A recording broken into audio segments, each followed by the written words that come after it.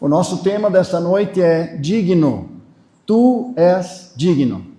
E nós queremos seguir o livro de Apocalipse e ver que há três grandes áreas, três grandes razões pelas quais as criaturas apontam para o Criador e dizem: Tu és digno. E eu queria convidá-los a começarmos nesse texto a pensar neste tema. Capítulo 4, verso 9.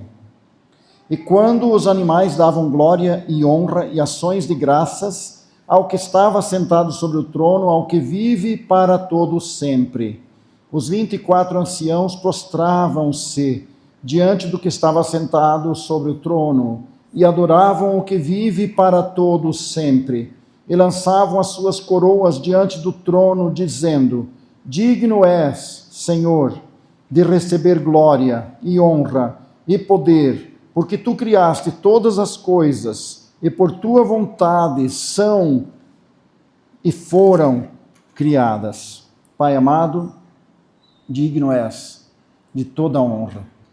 Tudo que podemos, Senhor, fazer, tudo que podemos relatar, tudo que podemos imaginar que devemos fazer, é porque o Senhor nos dá o poder e a graça para isso. Tu és digno desta honra, da glória, do louvor, de todo o domínio, de toda a adoração.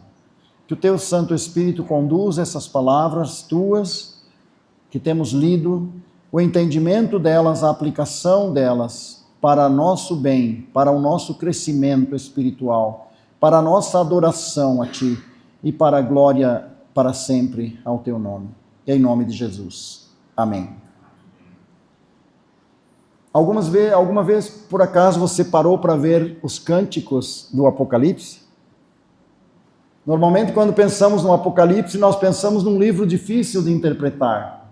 Mas há áreas aqui muito fáceis. E esta dos cânticos é uma delas. Nós temos aqui adoração a Deus. Nós temos aqui a razão por que Deus está sendo adorado. E quando nós conseguimos observar isso, que essas criaturas, que no meio delas está o ser humano, e que elas olham para o Deus Todo-Poderoso e elas podem dizer: Tu és digno. Então é assim que nasce a verdadeira adoração. É quando há um verdadeiro reconhecimento. É quando há uma verdadeira compreensão de quem é Deus. Quando não é uma linguagem de bajulação, é uma linguagem de reconhecimento, é o sentido da profunda gratidão, da profunda admiração por Deus. Proclamando: Tu és digno. Um dos escritores que comenta sobre os cânticos, ele anotou 20 cânticos no Apocalipse. 20 manifestações, vozes de proclamação. E é muito interessante. Eu não tinha pensado que eram 20, tantos que estão proclamando o nome de Deus, que Deus é digno. Interessante que diz: proclamando, Tu és digno. A proclamação de toda criatura nos céus e na terra, nas águas e debaixo da terra. A palavra digno no latim, dignus, quer dizer merecedor. Essa palavra tem a ver com apropriado. É apropriado a ele dizer que ele é digno. É sinônimo de honra, honestidade, integridade. Deus é digno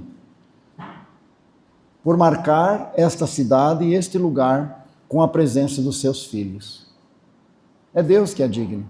Não é este um esforço humano que fez esse marco aqui onde vocês estão, onde nós estamos hoje. Se nós olhamos o que Deus fez historicamente nesse lugar, eu não conheço a vossa história aqui, mas nós temos que olhar para cima e dizer: Tu és digno. Há pessoas que Deus usou e que Deus ainda está usando, mas acima de tudo isso, Ele é digno, porque Ele sustenta a sua igreja nos espaços onde a igreja se torna um testemunho do seu reino, da sua pessoa. Esses cânticos declaram que Deus é digno em 3 áreas, grandes áreas, que envolve todo o âmbito da humanidade e todo o âmbito na eternidade, entre os seres celestiais também. E nós percebemos aqui o primeiro desses grandes motivos é o Criador, a criação reconhecendo o Criador. Esse cântico diz que tu és digno porque és o Criador. É interessante que nesses versículos que lemos, ele destaca tanto santidade como eternidade do Criador.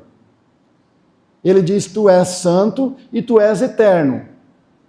E só tu és digno. É maravilhoso ver como Deus está sendo observado pelas criaturas. O eterno é digno. Verso 8 diz, santo, santo, santo. É o Senhor Deus, o Todo-Poderoso, que era e que é e que há de vir. Santo e eterno. Tu és digno porque tu somente és santo, santo, santo e és eterno. É interessante que estas palavras repetidas, na maioria dos manuscritos, esta palavra santo se repete 9 vezes. É interessante porque o Pai, o Filho e o Espírito Santo estão aqui recebendo essa colocação, essa declaração de santidade. E quando aparece 9 vezes, sendo ao Pai, ao Filho e ao Espírito Santo, nós temos uma repetição, uma ênfase na santidade. Uma forte ênfase com o Trinitário, a ideia das 3 pessoas. A melhor definição de santo é distinto. Essa palavra distinto quer dizer que ele é distinto da sua criação. Deus não é a natureza e a natureza não é Deus.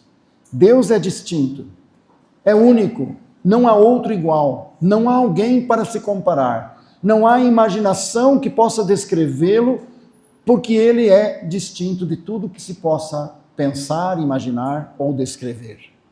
E as criaturas se prostram diante de Deus e dizem, tu és distinto. Tu és além de toda a capacidade do ser humano descrever ou imaginar, muito superior a qualquer coisa que se possa dizer em linguagem humana ou linguagem angelical. Tu és distinto de toda a tua criação. Tu estás acima de tudo. Santo, santo, santo. Eu penso que esta palavra, embora não seja tão conhecida, mas eu creio que se formos aprofundar nesta ideia da santidade, vamos entender que Deus é distinto. Deus está além de tudo que se possa imaginar, superior a tudo que se possa descrever. Distinto de toda a criação. Não há ninguém como Ele. Não há ninguém como Ele. Ele é digno porque suas obras são eternas. Verso 8. Que era, que é e que há de vir. E é interessante que a primeira igreja, reconhecendo isso, teve uma experiência maravilhosa. Quando abrimos em Atos capítulo 4, verso 24 e verso 31, nós vamos encontrar a igreja reunida e a igreja dirigiu um cântico ao Criador. O destaque que havia ali era o Criador. Capítulo 4 de Atos, o versículo 24 diz: E ouvindo eles isto, unânimes levantaram a voz a Deus e disseram: Senhor, Tu és o Deus que fizeste o céu e a terra e o mar e tudo o que neles há. E eles continuam descrevendo Deus, mas veja que eles estão colocando a criação, Deus Criador, que fizeste. E quando chegamos no versículo 31, e tendo orado, moveu-se o lugar em que estavam reunidos, e todos foram cheios do Espírito Santo e anunciavam com ousadia a palavra de Deus. Se você ler a oração que está ali, começa com essa declaração da glória do grande Criador.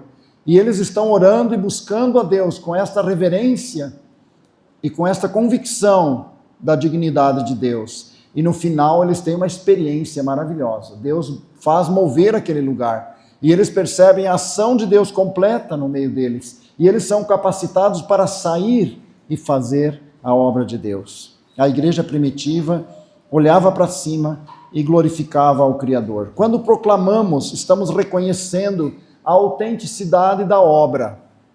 é autenticamente dele. Só ele podia fazer isso. A criatividade e a sabedoria da obra. Nós ficamos maravilhados com o que Deus criou. As pessoas se maravilham ao tirar as fotos das paisagens, dos seres criados, da diversidade. Mas às vezes olham apenas a criatura. Se gloriam nela, em vez de olhar quem é que realmente criou. A obra autêntica e criativa do Criador. E também pela preservação. Deus é digno como Criador porque Ele preserva o poder e a maravilha que Deus faz para que todo o universo funcione. Como Jó podia dizer, Ele sustenta a terra sobre o nada. O Isaías podia dizer que Ele tem o comando na esferacidade da terra. Esse espaço vazio em torno do nosso mundo, sustentado pela palavra do seu poder, como a Bíblia diz. O grande Criador, com muita criatividade e com todo o poder para cuidar de toda a sua criação. E se nós conseguirmos parar diante disso, o que poderia acontecer com o nosso coração? Nós iríamos olhar para Deus e dizer: Deus, Tu és digno, só Tu és digno. Isso tudo que eu posso ver é obra tua, e tudo só existe porque o Senhor continua sustentando. Mas é interessante o versículo 11, que ele revela mais uma razão pela qual ele está glorificando o Criador. O verso 11 diz: digno és, Senhor, de receber glória, honra e poder, porque tu criaste todas as coisas, e por tua vontade são e foram criadas. Aqui aparece não só o ato criador, mas a vontade do Criador.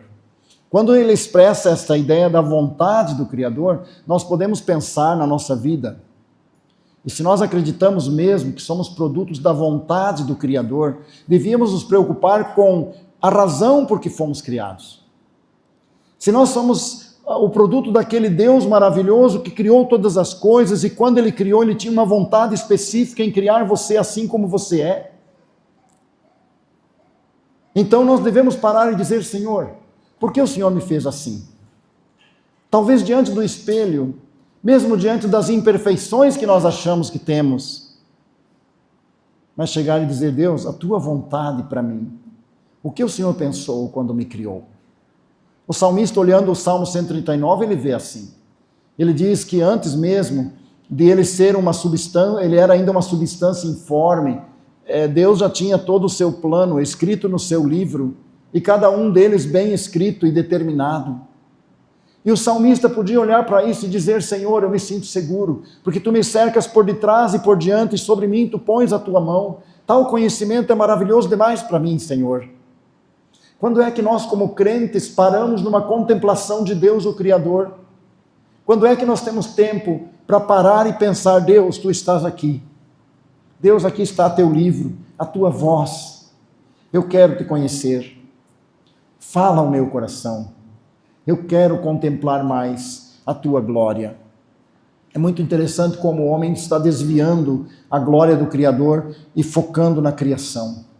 Nós temos um período de desequilíbrio no mundo, onde o ser humano está colocando a criação irracional ao nível do ser humano racional. Porque o ser humano nega. Muitos dos sábios deste mundo estão negando que o ser humano é um ser que tem, além da sua natureza física, uma natureza espiritual. E que a criação não é assim. Há uma distinção entre os seres criados, os animais, e nós, seres humanos. Nós temos a imagem do Criador. Quando o ser humano está elevando a criação ao nível do homem, poderá levar o homem ao nível dos animais. Isso é muito triste, porque isso vem de uma filosofia marxista, uma filosofia comunista, uma filosofia sem Deus. E depois as pessoas pegam os pequenos animais e colocam acima dos pequenos seres que têm espírito e alma. E depois nós vemos os pequenos animais que devem ser cuidados, mas não devem ser colocados acima desses a quem Deus partilhou da sua própria natureza. Isso é muito triste, que nós temos uma ideologia impondo ao ser humano essa qualidade de visão, perdendo a visão de Deus e perdendo a visão de quem somos perante Deus.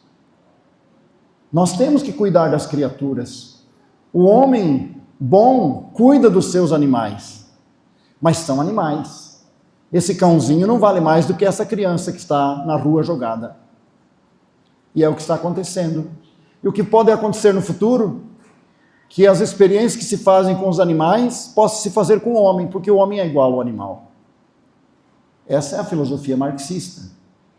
É a filosofia ideológica, distante de Deus.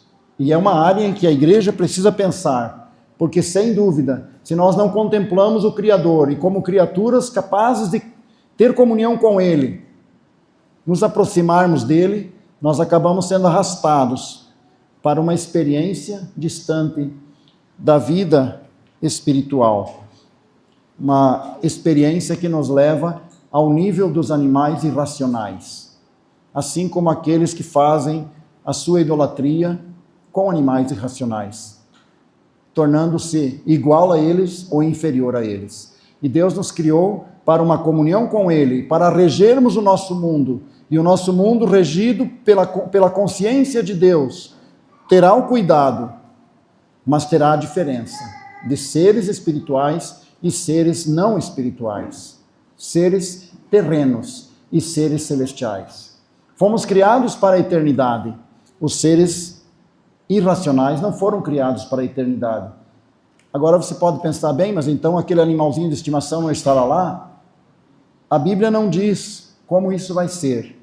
A Bíblia diz que todas as coisas que foram criadas com propósito, e há coisas que nós não sabemos, mas não devemos deixar de admirar a obra de Deus e acreditar que Deus tem projetos para o homem que são projetos espirituais, não seguindo aquilo que o homem que nega a Deus está nos levando a fazer. Infelizmente, há uma ênfase muito grande nas coisas da terra, na mãe natureza, como alguns dizem, perdendo a visão do Deus Criador. Nós temos aqui nesse momento, desse cântico, verso 9, apresenta os seres que contemplam a glória de Deus. Quando nós olhamos o verso 11, nós vemos que nós existimos por um ato da vontade de Deus. E quando nós vemos o verso 9, ele diz: e quando os animais davam glória e honra e ações de graças ao que estava sentado sobre o trono, ao que vive para todo o sempre. Ele cita aqui animais, ele fala que são 4, nós temos aqui menções de 24 anciãos, nós temos o momento em que eles tiram as suas coroas e colocam perante o trono e manifestam a glória de Deus. Como é que nós podemos manifestar a glória de Deus? Podemos manifestar contemplando toda a natureza que Deus criou e rendendo glórias a Ele e cuidando do espaço natural que Deus criou. Vamos para o capítulo 5 e vamos ver o segundo grande motivo pelo qual Deus é digno de adoração. Capítulo 5, verso 9 a 14.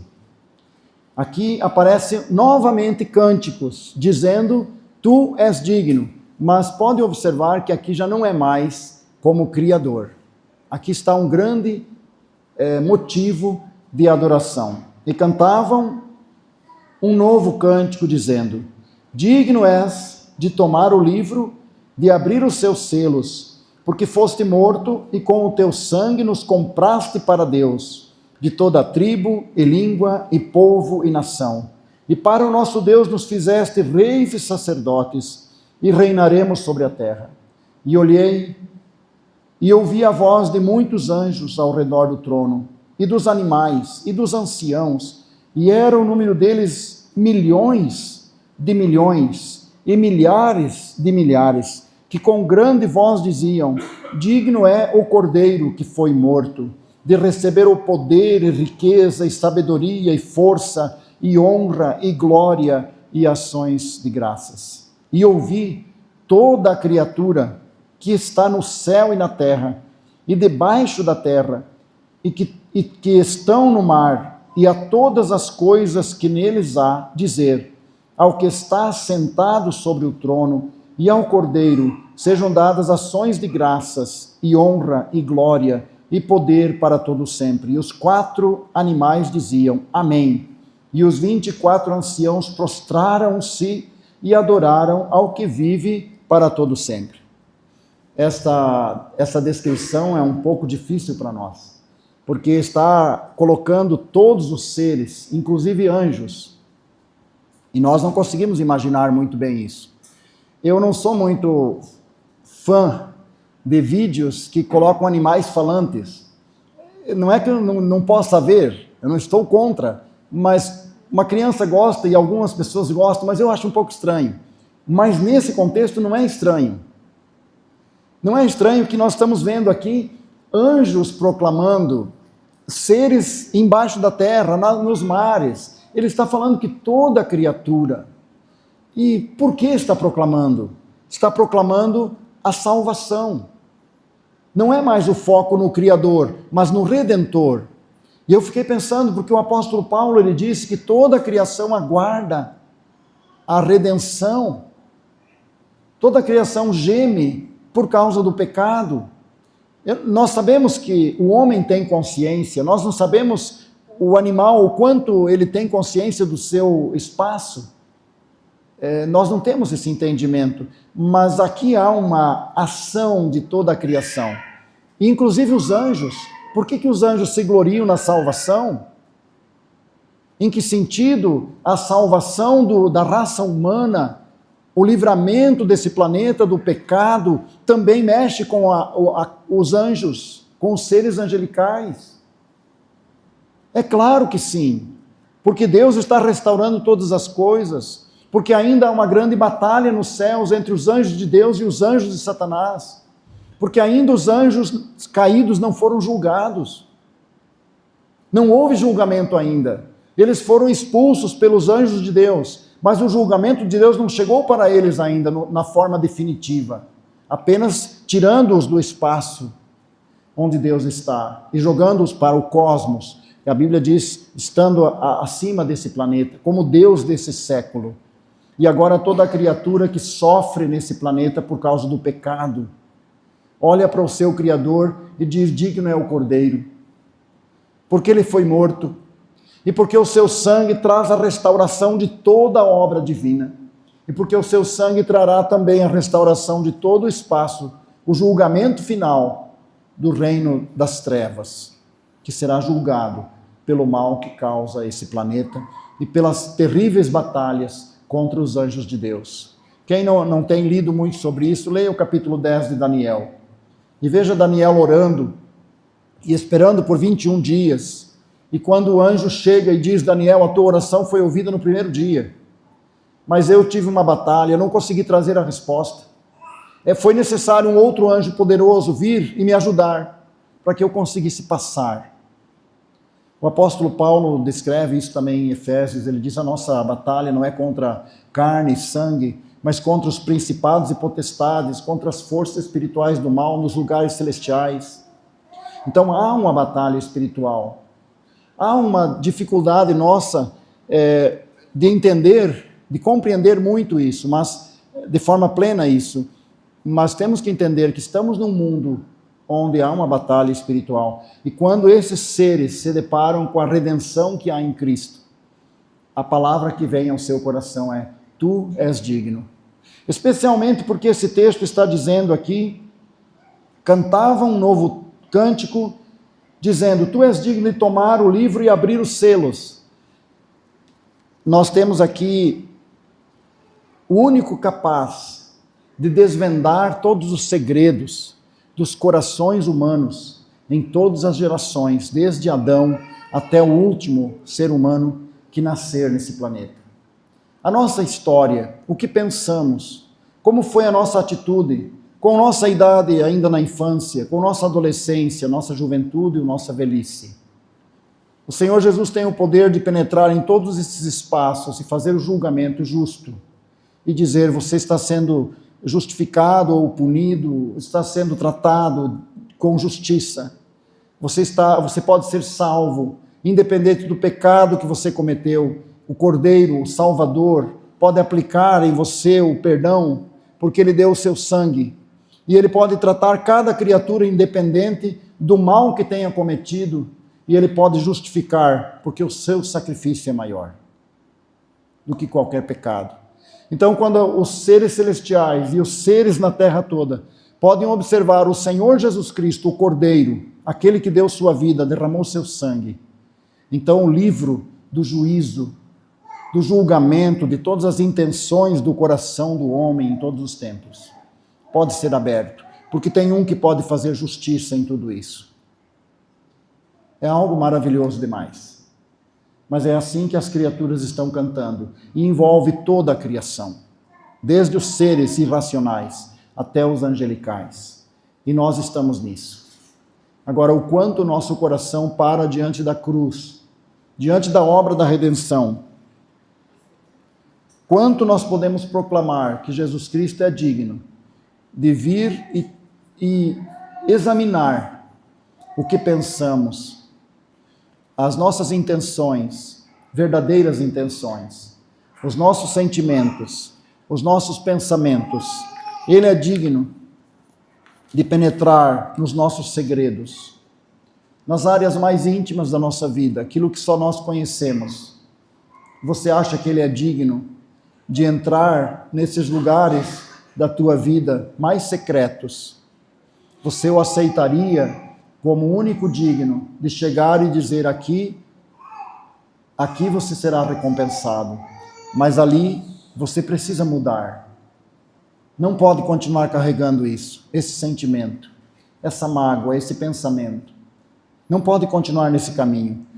Você poderia dizer: Senhor, Tu és digno, porque Tu tens autoridade para penetrar nos meus segredos, tratar os meus males, restaurar a minha vida, cuidar do meu passado, ver o que estou fazendo agora e cuidar da minha vida e dirigir o meu futuro.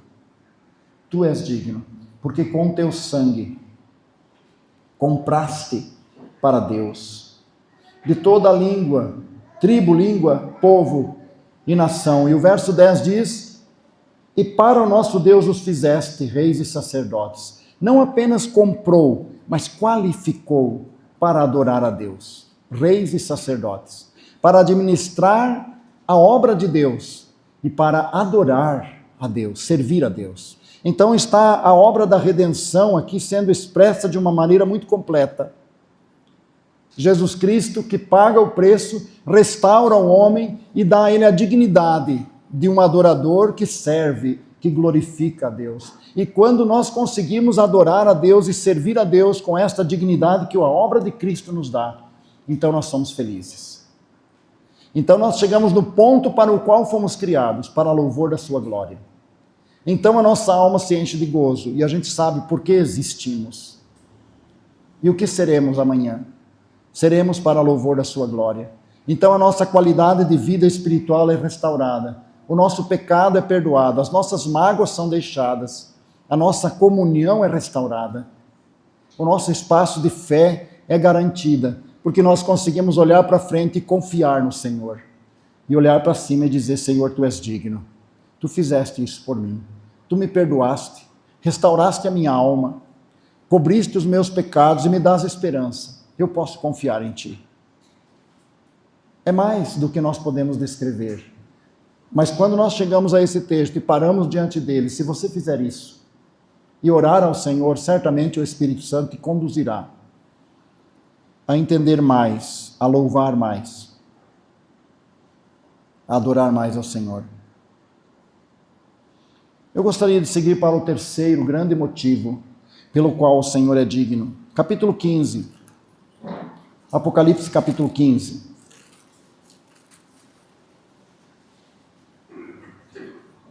Versículo 13, 4.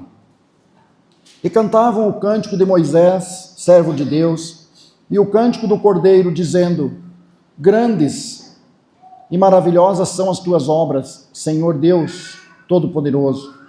Justos e verdadeiros são os teus caminhos, ó Rei dos santos. Quem te não temerá, ó Senhor, e não magnificará o teu nome? Porque só Tu és santo. Por isso todas as nações virão e se prostrarão diante de Ti, porque os Teus juízos são manifestos. O grande tema aqui é juízo, julgamento, justo juiz. Talvez esse seja o espaço menos entendido, porque as pessoas pensam que tem que se vingar, porque não conseguem acreditar que há justiça, que haverá um julgamento justo. E por isso tomamos a justiça em nossas mãos e tentamos fazer do nosso modo a atribuição de culpa e de juízo. Mas aqui está o grande tema: Deus é juiz justo. É o Criador, é o Salvador e é o juiz justo. E quando todo ser humano se reunir diante do grande dia do juízo final, e quando tudo isso passar, você vai olhar para aquele dia e vai dizer: digno é, Senhor, porque justiça foi feita. O Senhor é justo nos seus juízos. Os seus juízos são justos, porque os teus juízos são manifestos. Muitas vezes nós sofremos com a injustiça e nós não sabemos por que tanta injustiça. Mas um dia vamos reconhecer: Deus é justo. Ele é o Senhor nosso Deus. Os seus juízos estão em toda a terra, diz o Salmo 105. Muitas pessoas dizem: onde está Deus? Por que Deus permite isso? Mas esse é um dos aspectos muito importantes. Interessante que ele cita o cântico de Moisés e o cântico do Cordeiro. E ele não descreve qual é o cântico de Moisés, mas nós temos alguns momentos em que Moisés reconhece a justiça de Deus. E quando ele saiu do Egito, ele reconheceu. E quando ele passou o Mar Vermelho, houve um cântico ali. Mas quando a lei proclama a santidade de Deus, também isso é uma manifestação do cântico de Moisés. Moisés que trouxe a lei santa, boa, justa, perfeita. Então, quando focamos no cântico de Moisés, nós podemos pensar em todos os aspectos, desde a libertação do Egito, passagem do Mar Vermelho, mas também a justiça da lei. Mas a justiça da lei nos condena. Então, aparece o cântico do Cordeiro.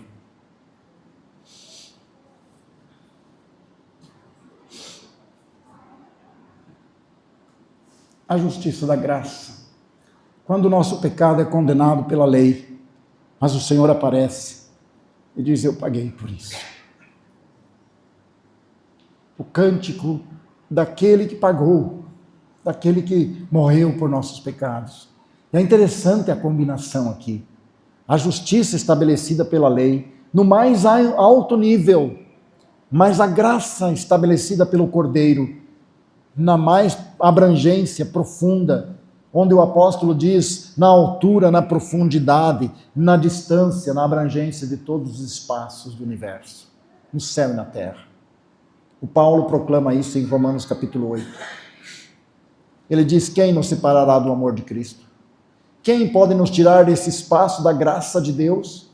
E esse é o cântico do Cordeiro, a justiça de Deus estabelecida em toda a terra. Primeiro a lei para mostrar que Deus é bom e justo, e depois a graça para conceder ao homem a oportunidade. Nós estamos sendo tratados aqui pela lei e pela graça. A lei apresenta-nos a nossa condição, a graça a nossa oportunidade. A lei aponta para o pecado, e quando nós falamos desse livro, o Espírito Santo mexe com o nosso coração. E nós sabemos onde estão os nossos pecados. Quando nós pensamos que o Senhor um dia será capaz de abrir o livro da nossa história e mostrar os pontos obscuros que nós mais escondemos, nós sabemos que a lei será aplicada. E eu espero que você saiba que a graça está aplicada ali, se você crê. Porque se não tiver na tua vida o cântico do Cordeiro, então esta lei de Moisés te condenará. Porque Deus é justo. Deus não pode deixar de punir o pecado. Mas eu espero que você também tenha, não só a consciência do teu pecado, porque nós temos uma lei na consciência. A lei de Deus está gravada na consciência humana.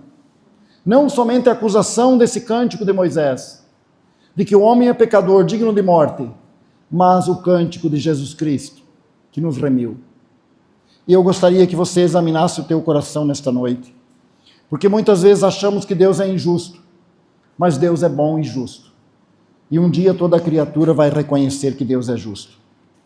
Quando nós vamos observando outros textos, como o capítulo 11 Nós temos também o capítulo 16, eu vou partir para esse capítulo agora, versos 4 a 7, e ele diz: E o terceiro anjo derramou a sua taça nos rios, nas fontes das águas, e as fontes das águas se tornaram em sangue. E ouvi o anjo das águas que dizia: Justo és tu, ó Senhor, que és e que eras e que há de ser, porque julgaste estas coisas. Veja que aqui realmente é o juízo de Deus que está sendo atribuído como justo. E ele então passa a dizer: digno és. O dia da vingança justa. E vamos então para Apocalipse capítulo 20, verso 10. E ele diz: E o diabo que os enganava foi lançado no lago de fogo e enxofre, onde estão a besta e o falso profeta. E de dia e de noite serão atormentados para todo sempre. Tudo isso trata de justiça. Deus justo. Deus digno de toda a glória, de toda a justiça. Se nós acreditamos que Deus é justo, não devemos nos vingar uns dos outros. Devemos deixar que a justiça um dia será feita. Não devemos nos carregar com mágoas. Não devemos permitir que pequenas diferenças quebrem o nosso elo de comunhão. Porque é melhor sofrer essa perda do que estar agindo contra aquele que é justo e um dia fará justiça. Que nesta noite nós possamos sair daqui com o nosso coração cheio dessa expressão: Tu és digno, Senhor, porque Tu criaste todas as coisas. Foi o Senhor que criou esta oportunidade na minha vida. Foi o Senhor que criou esta situação, me deu esse recurso. Foi o Senhor que criou esses elementos com os quais tudo o que eu tenho está construído. É o Senhor que me trouxe a vida através do Teu sangue. É o Senhor que me capacita através da Sua obra. É o Senhor que julgará todas as coisas. O Senhor é digno. Apocalipse é maravilhoso nesse sentido. E que nós possamos pensar nesses três aspectos. Deus é digno porque é o Criador de tudo e sustentador. Digno porque é o Redentor. Digno porque é justo juiz. Que Deus nos ajude a continuar meditando.